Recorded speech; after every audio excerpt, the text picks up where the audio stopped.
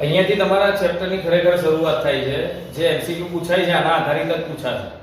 એટલે પહેલા તરંગનું સમીકરણ શું છે એ આપણે સમજવું પડશે અને જુદા જુદા એમસીક્યુ માટે આનો ઉપયોગ કેમનો થાય. પહેલા તરંગ સમીકરણ એટલે શું? તો જ્યારે કોઈ માધ્યમમાં તરંગનું પ્રસરણ થતું હોય, તરંગ પ્રસરણ થાય એટલે શું થાય? તો માધ્યમના કણો સ્થાનાંતરિત થાય. તો જુદા જુદા સમયે માધ્યમના કણોનું સ્થાન ક્યાં હશે એ જાણવા માટે જે સમીકરણનો ઉપયોગ થાય એને તરંગ સમીકરણ કહેવાય. તરંગ પ્રસરણ દરમિયાન યાદ રાખો, તરંગ સમીકરણ કોને કહીશું આપણે? તરંગ પ્રસરણ દરમિયાન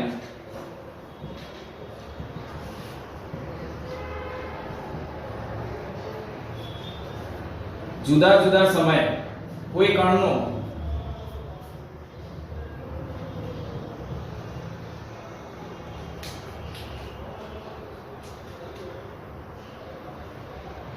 જુદા જુદા સમયે સ્થાન નક્કી કરવા માટે જે સમીકરણનો ઉપયોગ થાય તેને તરંગ સમીકરણ કહે છે.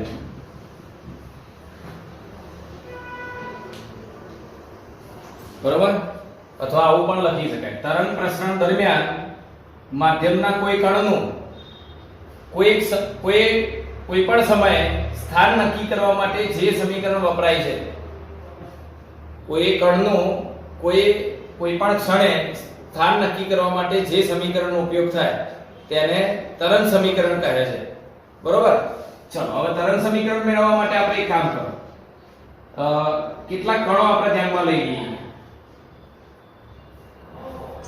તરંગ સમીકરણ મેળવવા માટે આકૃતિમાં દર્શાવ્યા મુજબ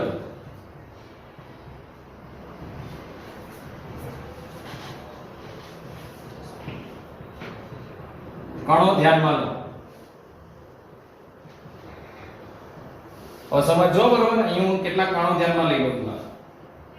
આ માધ્યમના કણો છે. ધારો કે દોરી હોય તો આ દોરીના જુદા જુદા કણો થાય. અસંખ્ય કણો હોય પણ આપણે જે જરૂર છે એવા કેટલાક કણો બતાવી દઈએ. P Q R S T U V અને W. સમજો, અહીંયાથી આપણે t 0 સમયે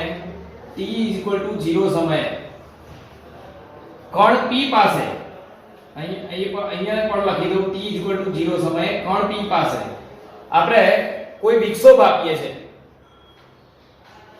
બરોબર? જે આપણે વિક્ષોભ આપીએ એ વિક્ષોભ આ માધ્યમમાં જે ગતિ કરે, આ દોરીનું માધ્યમ હોય, દોરીના કણો છે, તમે અહીંયા જેવો વિક્ષોભ આપશો એ વિક્ષોભ શું કરશે?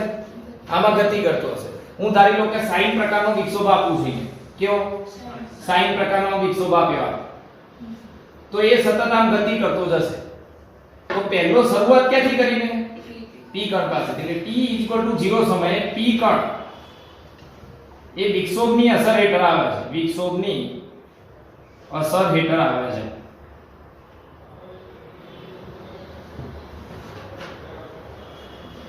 તો આનું તરંગ સ્થાનાંતર કેટલું? ત્યારે P કણનું સ્થાનાંતર, બોલો, P કણનું સ્થાનાંતરનું સમીકરણ શું લખાય? યાદ કરો, સ્થાનાંતર માટે સમીકરણ, સરળ આવર્ત ગતિ માટે સમીકરણ શું લખતા હતા? y બરાબર a sin ઓમેગા t, બરોબર, પ્લસ phi. હજુ તો પણ અહીંયા તમે વિક્ષોભ ઉત્પન્ન કર્યો એટલે આ મધ્યમાં સ્થાને છે એટલે પ્રારંભિક કળા કેટલી થઈ? 0. તો એ વખતે આને કયા સમીકરણ વડે દર્શાવે?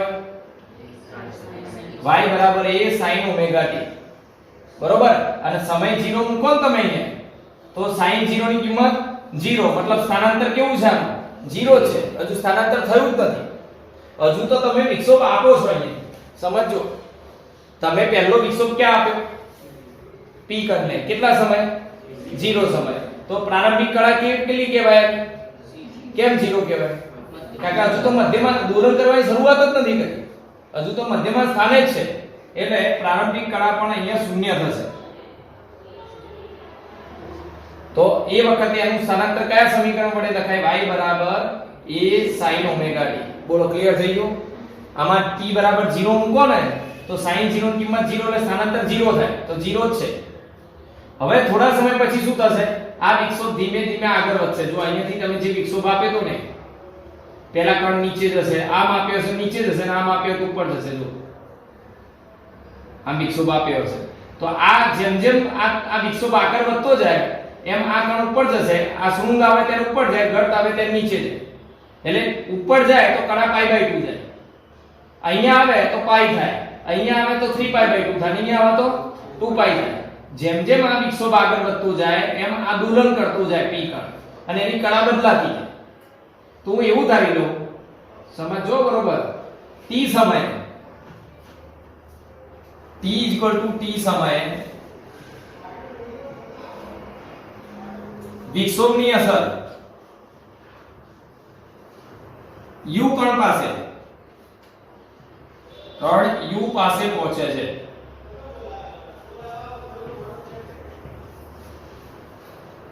વિક્ષેપની અસર ક્યાં પહોંચી? આ જે વિક્ષેપ હતો એ ગતિ કરતો કરતો ક્યાં પહોંચ્યો? u પાસે. તો હજુ u પાસે પહોંચી વિક્ષેપની અસર, એટલે આનું સ્થાનાંતર કેટલું? u નું સ્થાનાંતર કેટલું? 0. હજુ તો અસર પહોંચી છે, હજુ દોલન એના પર આવી નથી ગઈ, હજુ અહીંયા પહોંચી છે અસર, એટલે હજુ આનું સ્થાનાંતર 0 છે. ત્યારે આનું સ્થાનાંતર કેટલું? આની કળા કેટલી? 0. હજુ દોલન કરવાની શરૂઆત કરશે. હવે વિક્ષેપની અસર આની પાસે પહોંચી છે એટલે દોલન કરવાની શરૂઆત કરવાની તૈયારીમાં છે. આની કળા અત્યારે 0 છે, આની કળા તો વધી ગઈ હશે કઈ, મતલબ આના કરતા આની કળા કેવી હશે? વધારે હશે. મતલબ સમજો તો u કણની કળા કરતા p કણની કળા વધારે હશે. આ તો કઈક દોલન કરી દીધું હશે એટલે આની કળા વધારે હશે. તો એવું કહી શકાય આના કરતા આની કળા ઓછી હશે. તો u કણની કળા કેટલી? કઈક ઓછી હશે.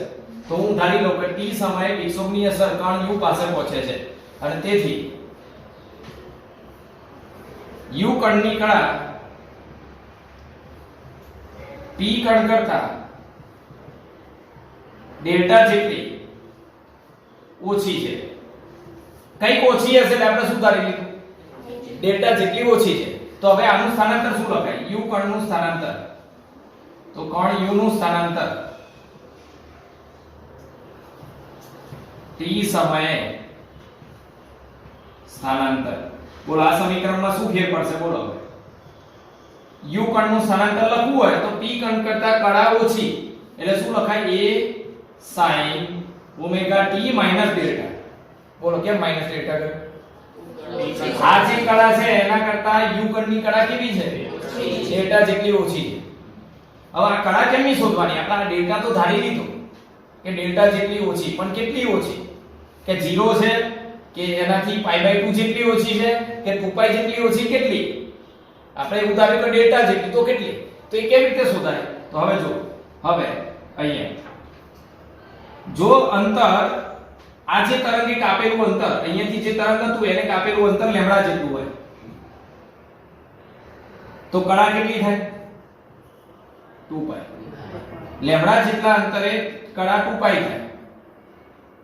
એક આ એ લેમ્બડા અંતર જો ફરીથી આ એક આ કણ અહીં છે, સમજો આ એક તરંગ કહેવાય, આને એક તરંગ કહી શકાય, શૃંગ અને ગર્ત, અને એની વચ્ચેનું અંતર એને કહેવાય તરંગ લંબાઈ. આ એક તરંગની લંબાઈ એને શું કહેવાય? તરંગ લંબાઈ. ચલો હવે કળા કેવી રીતે લખતા હતા યાદ કરો તો 0 પછી અહીંયા π/2 આમ અહીંયા લખીએ છે પણ હું ઉપર બતાવું છું. પછી અહીંયા π, અહીંયા 3π/2 અને અહીંયા 2π. તો આ બે કણો વચ્ચે કળા કેટલી થઈ? 2π જેટલી. બરોબર, 2π જેટલો કળાનો તફાવત ધરાવતા બે કણો વચ્ચેના અંતરને તરંગ લંબાઈ કહે છે. એમને મેં ખબર પડે એક તરંગની લંબાઈ એટલે તરંગ લંબાઈ, અને એક તરંગમાં જે બે કણો હોય એની વચ્ચેનું અંતર લેમ્બડા જેટલું હોય, કળાનો તફાવત 2π જેટલો હોય. તો જો બે કણો આ p અને q એ લેમ્બડા જેટલા અંતરે હોય તો કળા કેટલી લખાય? 2π. બરોબર ને? ખબર પડે ને? આના કરતા આની કળા 2π જેટલી ઓછી, આના કરતા આની કળા 2π જેટલી વધારે. આમ જતું હોય તો તરંગ આ ઉલટું છે. ચલો તો લેમ્ડા અંતરે કેટલી કળા હોય 2π. તો આ કેટલા અંતરે છે અહીંયાથી x જેટલું આગળ વધ્યું હોય આ તરંગે અંતર x જેટલું કાપ્યું હોય તો x અંતર કાપે ત્યારે કળા કેટલી હોય લેમ્ડા અંતરે કળા 2π હોય તો x અંતરે કળા કેટલી તો ડેલ્ટા બરાબર 2π x અપન લેમ્ડા થઈ ગયો. અને જ્યાં આ 2π અપન લેમ્ડા શું લખાય તરંગ સદિશ k 2π અપન લેમ્ડા શું લખાશે k તરંગ સદિશ k એટલે આ ડેલ્ટા બરાબર શું થયું k. તો બોલો આ સમીકરણ શું લખાશે t સમય u કણની કળા a sin omega t minus delta delta જગ્યાએ શું લખાશે kx. અને માટે હવે જો આને કેવી રીતે લખી શકાય ધ્યાન આપજો. તો સમીકરણ 1 પરથી અહીંયાથી આના પરથી તો u કણની કળા y બરાબર a sin omega t minus kx બરોબર. તો આ રીતે તમે તરંગનું સમીકરણ મેળવી શકો. હવે સમજો આનો ઉપયોગ કેવી રીતે થાય. આ શું બતાવે છે x અંતરે આવે અને t સમયે કોઈ કણનું સ્થાનાંતર કેટલું થયું હશે તમે આના વડે મેળવી શકો. જ્યારે તરંગનું અહીંયા પ્રસરણ થતું હોય આમ તો સમતોલન સ્થાનેથી તો જ્યાંથી તરંગ ઉત્પન્ન થયું ત્યાંથી x અંતરે આવેલા અને t સમયે x અંતરે આવેલા કણનું x ની કિંમત અહીંયા મૂકવાની t ની કિંમત અહીંયા મૂકવાની એટલે તમને શું આપે સ્થાનાંતર. t સમયે x અંતરે આવેલા કણનું સ્થાનાંતર કેટલું થયું એ તમે શોધી શકો. આને શું કહેવાય છે ને તરંગનું સમીકરણ કહે છે. પણ આ કઈ દિશામાં ગતિ કરતા હોય તો આ કઈ દિશામાં ગતિ કરતા હોય એના માટે સમીકરણ છે ધન x દિશામાં. તરંગ કઈ દિશામાં પ્રસરતું લીધું આપણા ધન x દિશામાં. પણ તરંગ ઋણ x દિશામાં જતું હોત તો કોની કળા વધારો કાની કાની હા પહેલા તરંગ અહીંયા પ્રસાર થઈ જાય એટલે આનું દોલન થવાનું શરૂ થઈ જાય અને હજુ તો દોલન કરવાની શરૂઆત કરે એટલે આની કળા આના કરતા વધારે થવો અને વધારે થવો તો અહીંયા શું લખાવો પ્લસ. તો અહીંયા જવાબ શું આવે પ્લસ આવે. એટલે યાદ રાખો કે જો કોઈ કણ